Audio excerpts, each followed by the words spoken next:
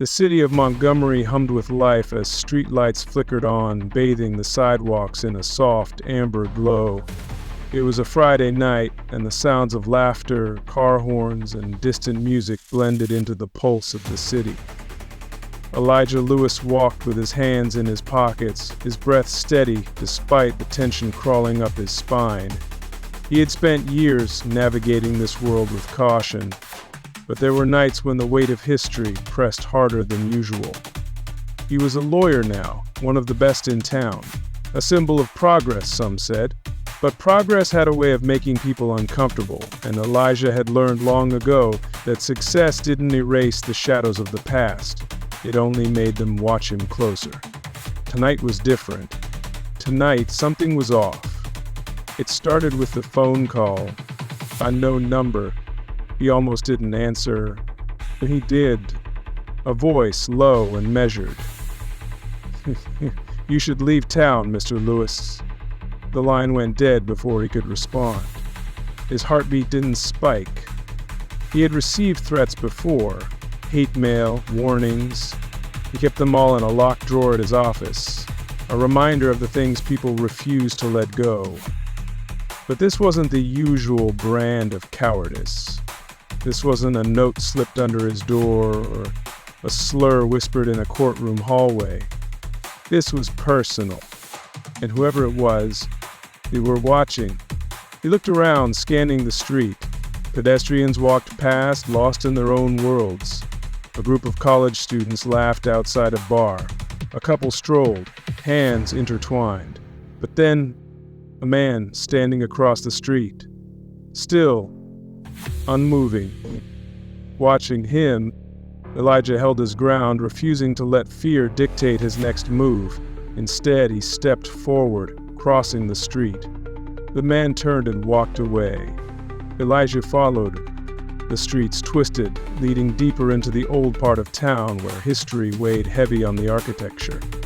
Buildings with peeling paint, windows covered in dust, memories buried beneath the foundation. He knew these streets. He had walked them as a child, hearing his grandfather's stories about the way things used to be. He turned a corner. The man was gone. But something else was there. A plaque, one he had seen before but never stopped to read. It marked the place where a black business district had been burned to the ground in 1921. The official record called it an accident. Everyone in town knew better. Beneath the plaque, freshly carved into the brick wall, history repeats. The meaning was clear. Elijah exhaled slowly. He wasn't going anywhere. The next day, the letters came. No postage, no return address. Slipped under his office door.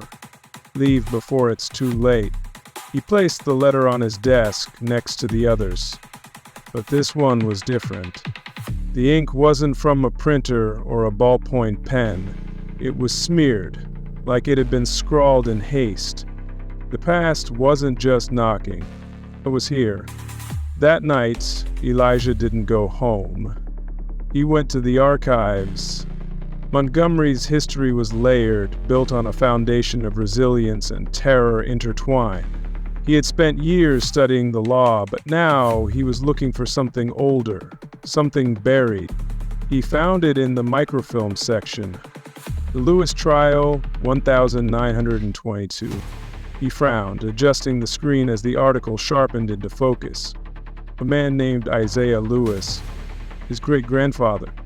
Elijah had heard stories, whispers of an ancestor who had been too bold, too unafraid in a time when those qualities could get a man killed. But the details had always been murky, lost between generations of silence. Until now. Isaiah Lewis had been a business owner, a leader in the community. He had been accused of inciting violence, though no evidence was ever presented. The trial had been swift, the verdict predetermined. The night before he was set to be sentenced, he vanished. Nobody, no explanation. Just gone.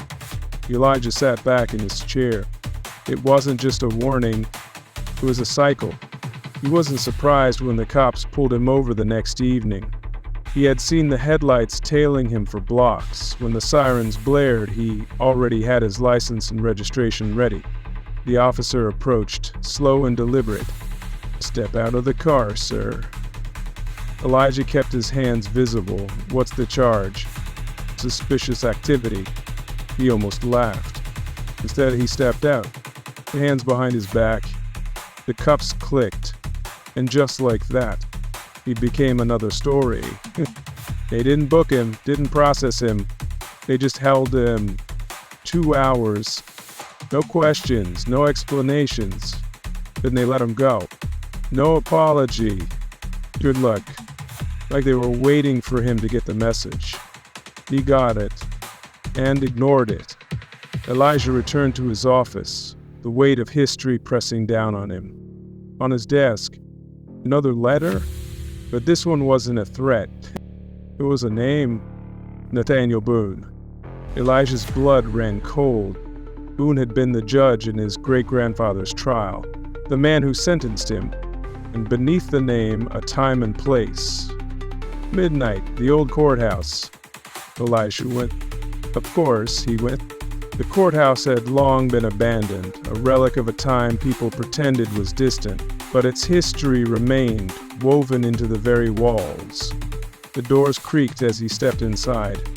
Dust hung in the air, the smell of old wood and time, and then a figure, sitting in the judge's seat. Not Boone, not a man at all, something else, something that had been waiting. "You came," it whispered. Elijah swallowed. "What do you want?" A pause. Then, to finish what was started, the walls shuddered, the past breathing through the cracks. Elijah understood. This wasn't about him. It was about what had been left undone. The next morning, the town woke to something impossible. The old courthouse, burned to the ground. No cause, no explanation. Just ashes. And in the ruins, a single plaque. Isaiah Lewis, never guilty. Elijah stood among the crowd, hands in his pockets, watching the smoke curl into the sky. The past had finally been buried. But history never really dies. Elijah Lewis had thought it was over. He had told himself that when the courthouse burned, when the plaque appeared in the ruins, when history had finally been forced to acknowledge the truth, it was over.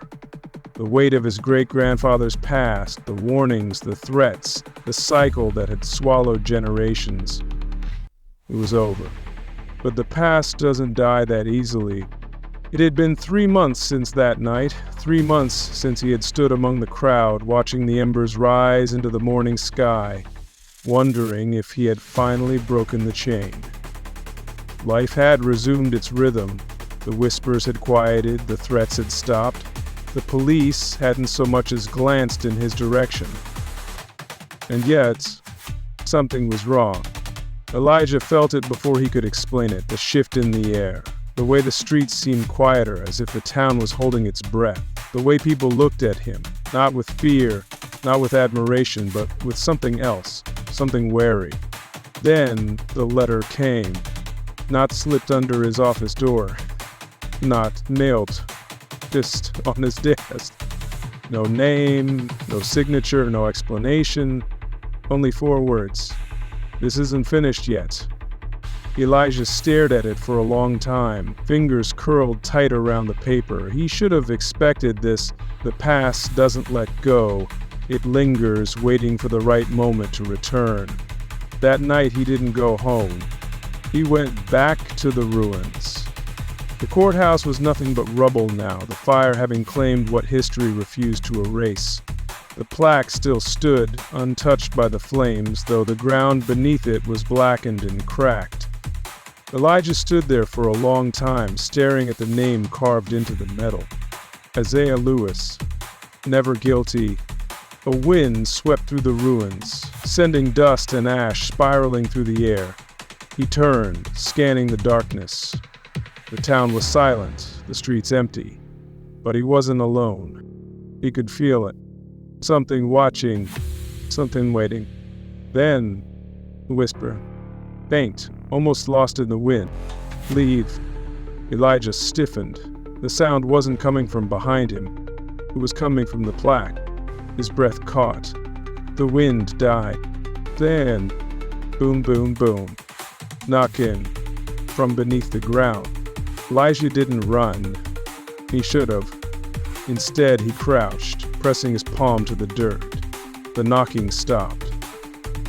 Silence. Faint. A single word. Low, ragged.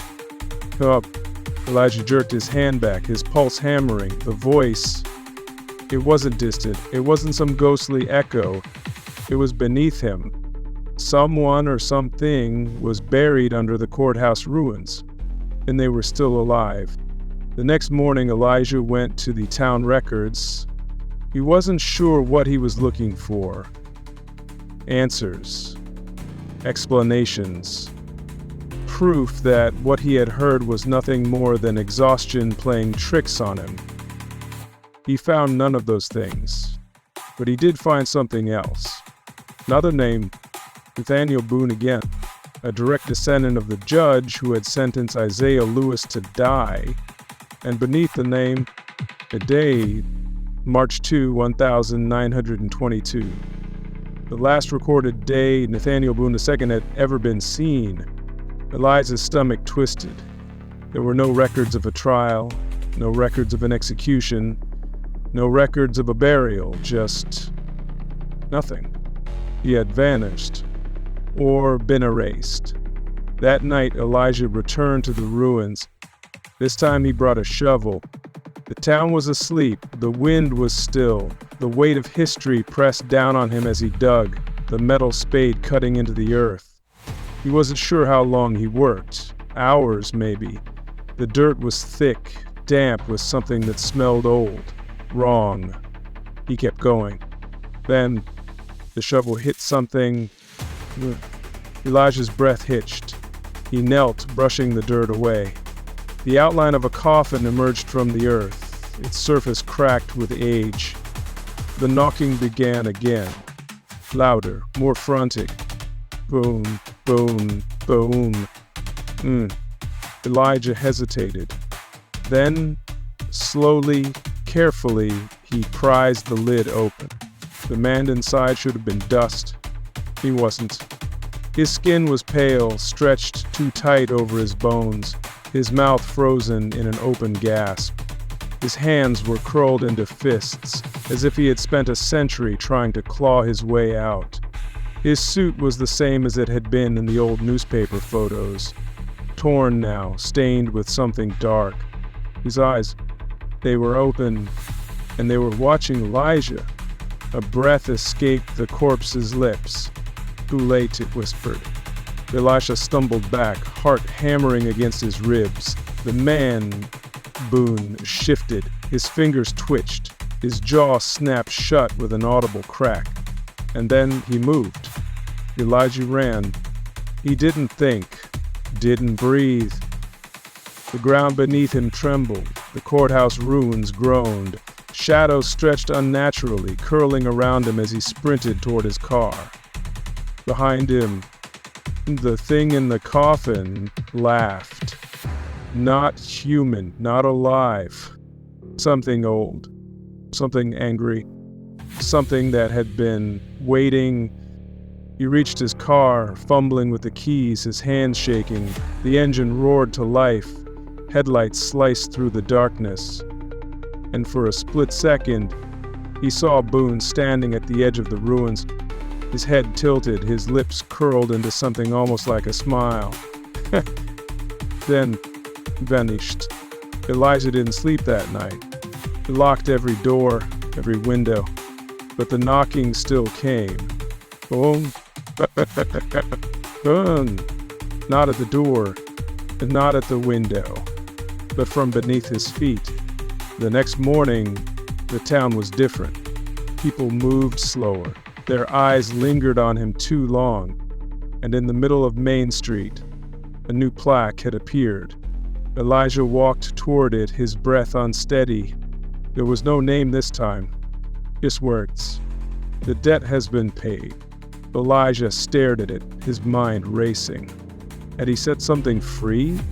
Had he ended something? Or had he just begun something worse? The past doesn't die. It waits. And now, I was watching him. In the quaint town of Riverton, nestled along the banks of a serene river, there is an unspoken history that has shaped the lives of its residents for generations. The town is known for its charming architecture, friendly neighbors, and a strong sense of community. But beneath this facade of warmth and belonging, there is a deep-seated racial divide that has been carefully maintained through silence and omission. A group of 5 friends: Jada, a bold and inquisitive journalist; Amir, a reflective and insightful photographer; Samira, a compassionate and dedicated social worker; Theo, a charismatic and persuasive activist; and Layla, a creative and visionary artist, come together to explore the hidden truths of Riverton. They are driven by a shared sense of justice and a desire to confront the racial inequalities that have been ignored for far too long. Their journey begins with a seemingly innocuous event, the unveiling of a new mural in the town square. The mural, commissioned by the city council, is meant to celebrate the town's history and diversity. But as Jada examines the mural, she notices something troubling. The depiction of Riverton's past is incomplete, glossing over the experiences of the town's black residents and the racial tensions that have existed for decades. Intrigued and concerned, Jada decides to investigate further. She begins by interviewing elderly members of the black community, hoping to learn more about the town's history. Through her interviews, she uncovers stories of discrimination, segregation, and violence that have been deliberately omitted from the town's official narrative. Amir, the photographer, accompanies Jada on her interviews, capturing the emotions and expressions of the people they meet. His photographs are powerful and evocative, revealing the resilience and strength of the black community in the face of adversity. The images also serve as a stark reminder of the injustices that have been hidden from view. As Jada and Amir delve deeper into the town's history, they begin to experience strange occurrences. They hear whispers in the wind, echoes of the past that seem to call out to them. They feel a presence, a connection to the people who lived through the era of segregation and the struggles they endured. Samira, the social worker, is particularly affected by these experiences. She begins to have vivid dreams of the people she has met and the stories they have shared. In her dreams, she sees the faces of those who have suffered from racism and discrimination, and she feels their pain and despair. The dreams are both haunting and enlightening, and they leave her with a sense of urgency to help the community confront its past. Samira organizes a series of community dialogues, inviting residents to come together and discuss the history of racism in Riverton. The dialogues are emotional and intense as people share their stories and experiences and confront the legacy of discrimination that has shaped the town. Dio, the activist, works to mobilize the community and build a movement for change. He organizes rallies, protests, and other events, demanding that the town acknowledge its history and take action to address the racial inequalities that persist. His efforts help to galvanize the community, creating a sense of solidarity and purpose among those who are fighting for justice. Layla, the artist, uses her talents to create a series of artworks that depict the hidden history of Riverton. Her work is both beautiful and powerful, capturing the resilience and strength of the black community as well as the ongoing struggle for justice and equality. The artworks are displayed in public spaces throughout the town, serving as a reminder of the town's true history and the need for change. Layla also organizes art workshops and events, providing a space for community members to express themselves and to connect with each other through art. Her work helps to build a sense of community and solidarity, and it also serves as a catalyst for dialogue and change. As the friends continue their work, they face resistance from some members of the community who are uncomfortable with their efforts to uncover the truth. They encounter hostility and criticism, and some even accuse them of trying to stir up trouble. But the friends remain undeterred, driven by a belief in the importance of truth and justice. In the end, the friends succeed in bringing the hidden history of Riverton to light. Their efforts help to spark a conversation about the town's past and its impact on the present. They know that the road ahead is long and difficult, but they are united in their commitment to fight for justice, equality, and recognition. In the aftermath of their initial efforts to uncover the hidden history of Riverton, Jada, Amir, Samira, Theo, and Layla found themselves at a critical juncture. They had succeeded in bringing to light the stories and experiences that had been deliberately obscured for generations. But they knew that the fight for justice and equality was far from over. The veil of silence that had long shrouded the town was beginning to lift, but the deep-seated racial divides and systemic inequalities remained. The friends decided to stay in Riverton, dedicating themselves to the ongoing struggle for civil rights and social justice. They were united by a shared vision of a town that would confront its past, acknowledge its present realities, and work towards a future of true equity and inclusion. The friends gathered at a local community center, a place that had become a sanctuary for those seeking support, solidarity, and a space to organize for change. The center was filled with the energy of people coming together, united by a common purpose and a determination to make a difference. Jada, the journalist, continued to document the stories of the town's residents, focusing on the ongoing struggles for justice and equality. She wrote articles and produced multimedia pieces that highlighted the experiences of marginalized communities and the efforts of activists and organizers working for change. Her work gained national attention, drawing the eyes of the country to the little town of Riverton and its ongoing fight for civil rights. Jada's reporting was both powerful and nuanced, capturing the complexities of the issues at hand and the resilience of the people who are fighting for a better future. Jada also used her platform to amplify the voices of those who had been historically marginalized and silenced. She believed that storytelling was a powerful tool for change, and she was determined to use her skills to make a difference. Amir, the photographer, captured the spirit of the movement through his lens. His photographs were a testament to the courage and determination of the community, as well as the challenges they faced. He documented rallies, protests, and community events, as well as the everyday lives of those affected by racism and discrimination. Amir's work was displayed in galleries and public spaces, serving as a powerful reminder of the ongoing struggle for justice. His photographs were not just images, they were stories, capturing the emotions, struggles, and triumphs of the people of Riverton.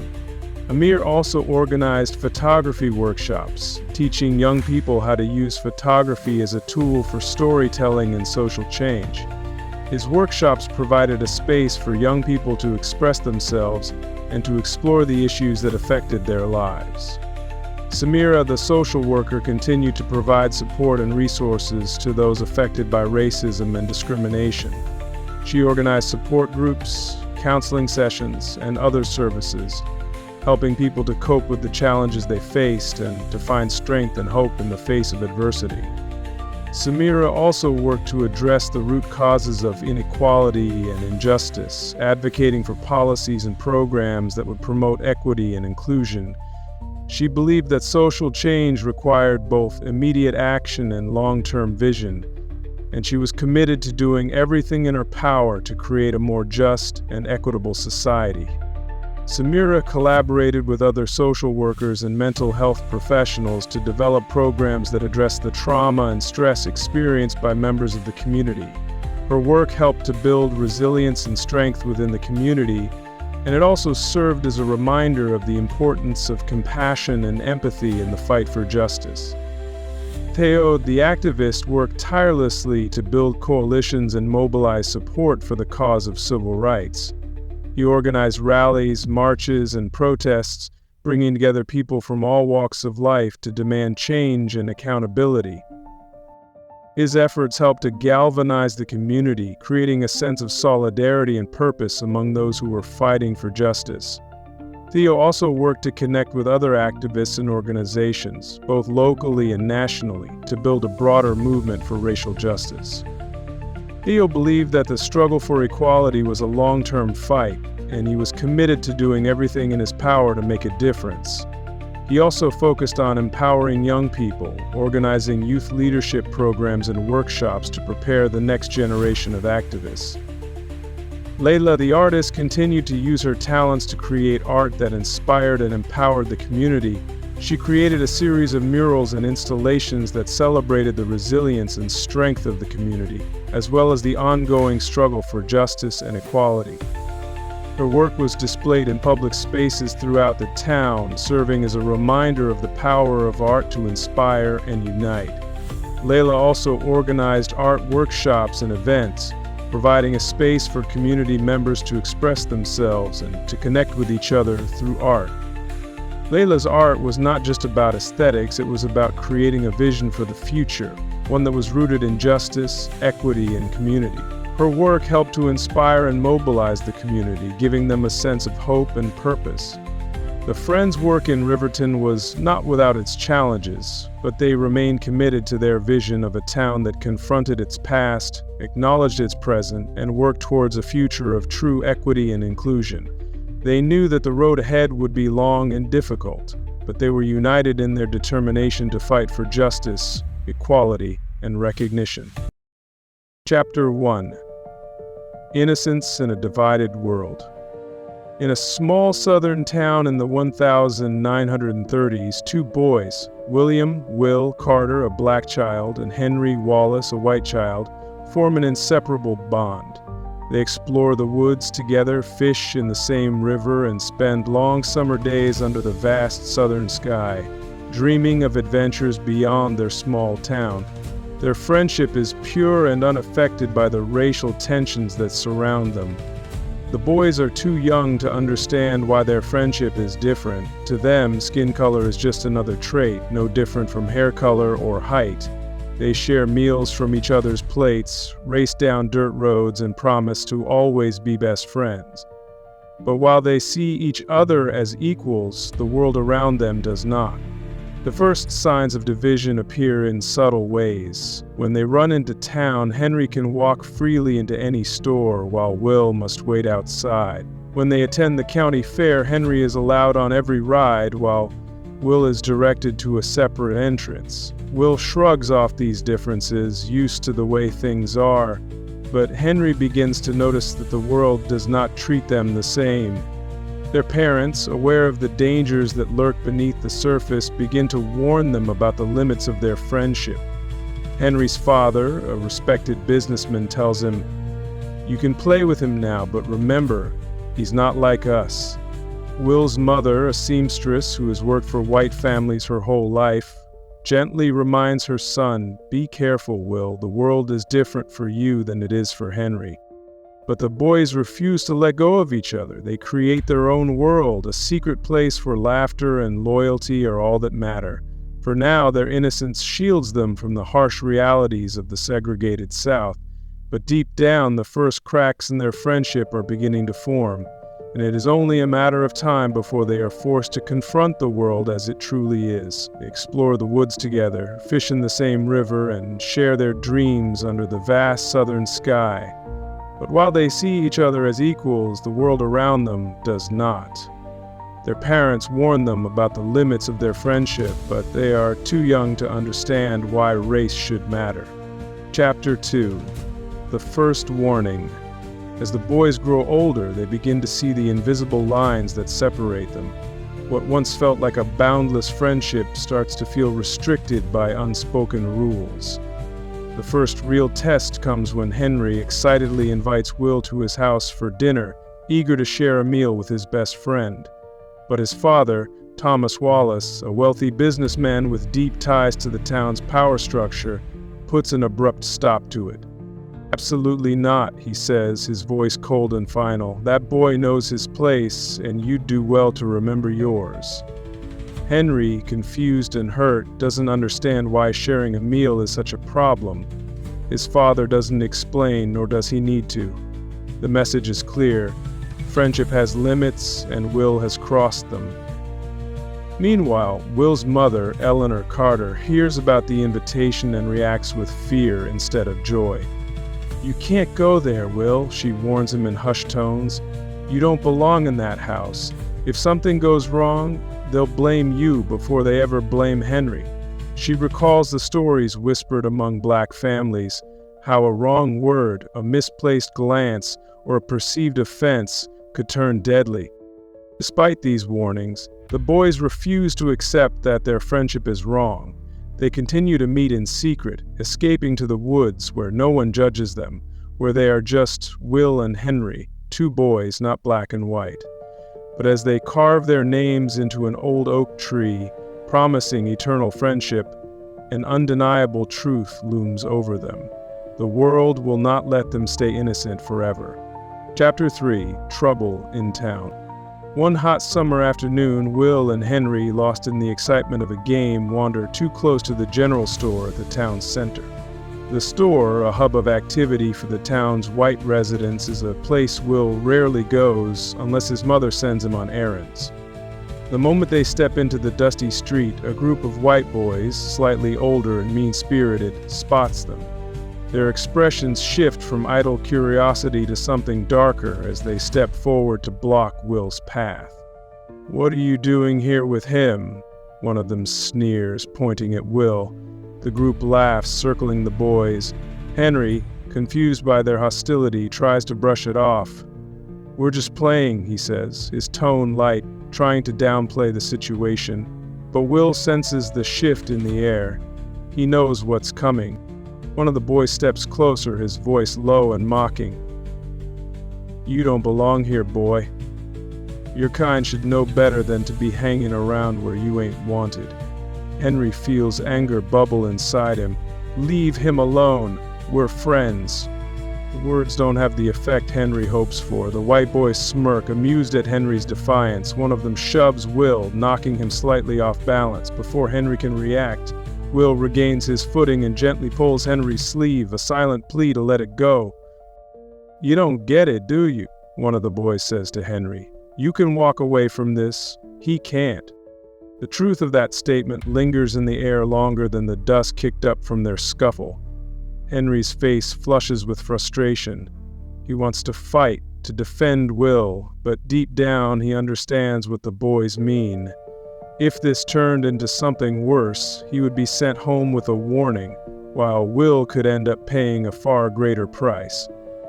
Will grabs Henry's arm, whispering, "It's not worth it, let's go." Reluctantly, Henry turns away, following his friend down the street, away from the taunts and laughter behind them. But something has changed. For the first time, Henry understands that his privilege is an unspoken shield, one that Will never have. And Will? He's reminded once again that no matter how deep their friendship runs, he is still seen as an outsider in his own town. Chapter 4: The Incident at the Church. The racial divide becomes undeniable when Will and Henry attempt to attend a town event at the local church.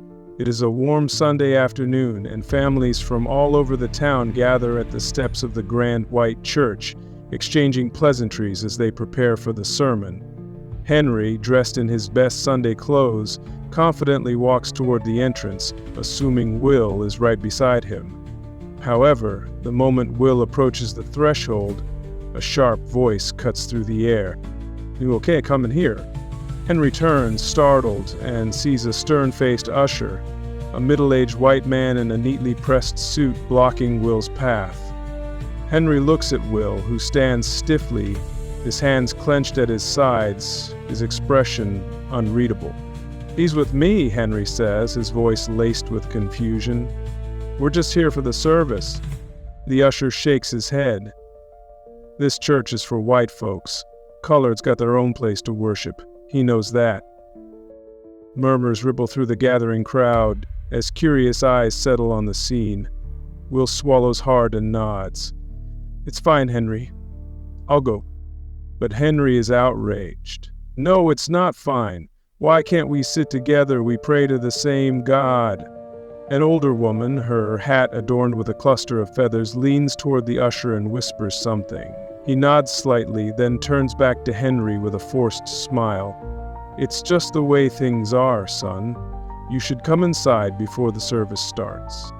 Henry feels the weight of the moment pressing on his chest. The church, a place of supposed holiness, now feels like a dividing wall between him and Will.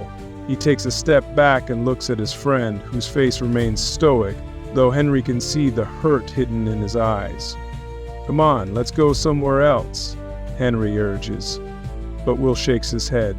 "Stay, Henry. Your folks are expecting you inside. I'll see you later." For the first time, Henry begins to truly feel the weight of segregation, not just as an abstract idea, but as a force that dictates where his best friend can and cannot exist. As he watches Will walk away, he feels something inside him crack.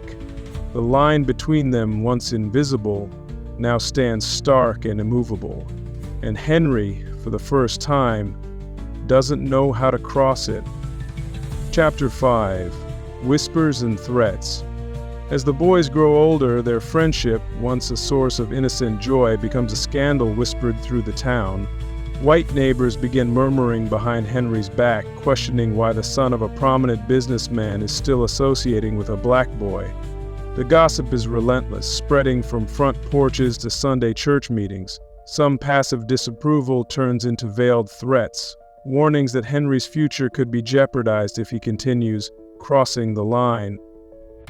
Henry's father, Thomas Wallace, is enraged. "Enough is enough, Henry," he says one evening, his voice tight with frustration. "You're embarrassing this family. You're old enough to understand that you can't keep playing like you did as children. It's time you let that boy go." Henry protests, but his father is firm, issuing an ultimatum: end the friendship or face consequences. Meanwhile, on the other side of town, Will's mother, Eleanor Carter, is equally worried, but for different reasons. Unlike the Wallaces, she does not fear shame or status. She fears for her son's safety. She has seen what happens to black boys who step out of place. She holds Will's hands one evening and pleads, "Baby, I know Henry is your friend, but the world don't see it that way. I need you to be careful. I need you to be safe." Will clenches his fists. "I don't care what they think. Henry's my best friend." Eleanor's eyes shine with sorrow. "And that's what scares me the most." The weight of their parents' fears lingers in the air. For the first time, the boys feel the world pulling them apart, not by their own will, but by forces beyond their control. The warm summer days of childhood feel distant now, replaced by an unspoken tension. A looming storm neither of them knows how to stop. Chapter 6. The Betrayal. The moment comes without warning. Henry and Will are standing near the school courtyard when a group of white boys calls out to Henry. "Why are you still hanging around with him?" one sneers, gesturing toward Will. Henry hesitates, caught between his father's stern warnings and the weight of his loyalty to his best friend. Henry looks at Will, his stomach churning. The memory of his father's words rings in his ears. "You embarrass this family every time you're seen with that boy." Henry's heart pounds as he feels the boy's expectant eyes on him. With a lump forming in his throat, he does something he never thought he would. He steps back from Will. "I don't know what you're talking about," Henry says, forcing a laugh. He shrugs as if Will doesn't matter. "We don't really hang out that much anymore." Will stiffens, his face unreadable, but Henry sees the pain in his eyes. It is a wound deeper than any insult, any fistfight, any beating. It is a betrayal. "Yeah, right," one of the boys scoffs. "You've been acting like a real N lover. Your old man must be ashamed." Henry's stomach churns, but he doesn't defend Will. He doesn't say anything at all. Will doesn't wait for an apology. He walks away, his head held high, but the weight of humiliation heavy on his shoulders. For the first time, he understands where he stands in this world, and more painfully, where Henry stands too. Henry watches him go, guilt eating at him like rust on metal. He wants to run after him, to say something, to make it right, but fear paralyzes him. He doesn't know how to fight against the expectations forced upon him. That night, Henry sits alone in his room, staring at the wall. He feels sick with regret, But Will's absence the next morning at their usual meeting spot tells him everything he needs to know. He has lost his best friend. Chapter 7, Standing Up. It happens on an ordinary afternoon. Will is walking home from his mother's sewing shop when a frantic voice echoes through the street. "Stop him! That boy stole from my store!" Will turns, confused, as he sees Mr. Jenkins, the general store owner, pointing straight at him. The next thing he knows, 2 deputies are grabbing him, their hands rough, their eyes already filled with judgment. "I didn't steal anything. I wasn't even near the store," Will pleads, but no one listens. A crowd gathers, some murmuring, others shaking their heads. "That Carter boy always was a troublemaker," someone mutters. Henry hears the commotion from across the street and his heart stops when he sees his best friend struggling in the grip of the sheriff's men. He knows for a fact that Will wasn't near the store. They had been together just moments ago. He watches in horror as Will is shoved into a police wagon, his protests ignored. Henry knows he should say something. He knows that his word, a white boy's word, would carry weight in this town. But he also knows that speaking up means standing against his father, against the town, against the life that has always been laid out for him. Fear keeps him rooted in place. But then he looks at Will's face, the betrayal, the helplessness, the fear of a boy who knows the system is against him. Something inside Henry snaps. He pushes through the crowd, his voice shaking but determined. "Will didn't do it. He was with me. I swear it." The crowd murmurs. The sheriff turns, sizing up Henry with cold eyes. "You sure about that, son? You better think real hard before you lie for him." Henry's throat is dry, but he stands taller. "I'm not lying. You have the wrong person." The judge is called, the accusation now turning into a public matter. Henry stands in front of the town, knowing that his father is watching from the courthouse steps, his arms crossed, his disappointment searing. But Henry doesn't back down. He tells the truth. Will was nowhere near the store. He gives every detail, leaving no room for doubt. The judge sighs. There is no proof against Will, and with a white boy vouching for him, the sheriff has no choice but to let him go. Will stumbles out of the police wagon, rubbing his wrists, his eyes searching for Henry's. They share a look, one of relief, of gratitude, and of something forever changed. But Henry knows that the fight isn't over. He has just made himself an enemy of his father, of the town, of the world he once belonged to. Chapter 8. The Breaking Point. Henry's world shatters the moment he steps back into his house. His father is waiting for him in the dimly lit study, his face tight with barely restrained anger. "You've humiliated this family, Henry," he says, his voice low but seething. "You chose that boy over your own blood. You are no son of mine." Henry stands firm, his heart pounding, but he does not regret speaking up for Will. "I told the truth," he says, his voice steady but heavy with emotion. "You'd rather let an innocent boy go to jail than face what's wrong with this town." His father's hands clench into fists, but he doesn't strike. Instead, he points to the door. "Get out. You can pack your things, but you will not stay under this roof another night." The weight of those words settles in Henry's chest, but he doesn't beg. He doesn't plead. He turns and leaves, the finality of the moment washing over him like a cold wave. Meanwhile, word spreads through town about what happened. The white community is outraged. How dare Henry defend a black boy in court? The whispers grow louder, the resentment festering.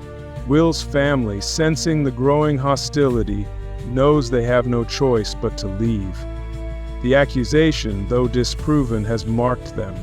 They pack up their small home, leaving behind memories and unfinished dreams. Will says nothing as he climbs into the truck beside his mother, but his eyes search the horizon one last time as if hoping to see Henry standing there. And Henry is there, watching from a distance, guilt twisting inside him. He had saved Will, but he could not save their friendship from the forces that tore it apart. As Will's family drives away, Henry is left alone to deal with the consequences of standing against his family and his town. His home, his security, even his place in society, all of it gone. But deep inside, beneath the pain and loss, he knows one thing for certain. He did what was right. Chapter 9. Years later. Decades later, an older Henry Wallace, now a renowned civil rights lawyer, walks the familiar streets of a city far from the town where he grew up. He carries with him the weight of regret, a lifetime of fighting for justice, yet always haunted by the one friendship he could not save. He has spent years searching for Will Carter, following every lead, each piece of information bringing him closer. Finally, he finds him. Not in a courtroom, not in politics, but in a quiet, dusty bookstore tucked into a forgotten corner of the city. Henry hesitates at the door, watching Will from a distance. The boy he once knew has grown into a man with streaks of gray in his hair and wisdom in his eyes. Will moves between the bookshelves, his fingers tracing the spines of old titles, his posture calm but distant. The weight of history sits between them, even before a word is spoken. Summoning his courage, Henry steps inside. The chime of the bell makes Will look up. For a long moment, neither speaks. Time has passed, but the memories remain vivid. Finally, Henry clears his throat. "Will?" "It's been a long time." Will studies him, his face unreadable. Then, with a nod, he gestures to a small wooden table in the corner. "I just made some coffee," he says quietly. "You still take yours black?" The familiarity stings, a reminder of what was lost. They sit, their conversation slow at first, but soon the past unfolds between them. The good, the bad, the unbearable. Henry speaks of his guilt, of the moment he betrayed Will, of the battles he has fought since. Will listens, his expression calm, but the hurt in his eyes is unmistakable. "You did what you could, Henry," Will finally says, his voice quiet but firm. But some wounds don't heal easy. They fall into silence. Outside, the city moves forward, unaware of the two men reconnecting over a lifetime of history. The wounds of the past remain, but the fact that they are here, together, means something. Perhaps, even after everything, some bonds refuse to be completely broken. Chapter 10, Reconciliation and Reflection. As they talk, Henry and Will navigate the deep wounds left by their past, acknowledging the pain that society inflicted on them. Henry speaks of his lifelong guilt, the battles he fought in courtrooms for civil rights, and the regret of losing his closest friend.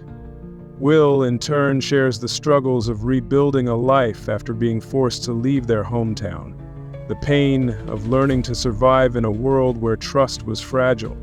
Despite everything, there is a warmth in their conversation, a shared recognition that though time and history have separated them, the foundation of their friendship remains. Henry apologizes, not just for his betrayal, but for the years lost, for the injustices he could not undo. Will, though still carrying the scars of those injustices, chooses to forgive. Not because the pain has disappeared, but because forgiveness is a way to reclaim his own peace. They sit together in the quiet of the bookstore, two old friends reconnecting over memories both joyful and sorrowful. The air between them is heavy with the weight of history, but lighter with the unspoken understanding that some bonds, despite the trials of the world, refuse to break completely. As Henry rises to leave, Will does not stop him, nor does he ask for anything more. They part with a nod, not as men burdened by their past, but as two people who have finally acknowledged the truth that love, even if interrupted by prejudice and time, is never truly erased. This story captures the weight of racial division, the impact of societal expectations, and the lasting wounds inflicted by segregation. It is a testament to the difficulty of crossing the color line and the resilience of friendships tested by history. But it is also a reminder that healing, though slow and imperfect, is possible when two souls are willing to find their way back to each other.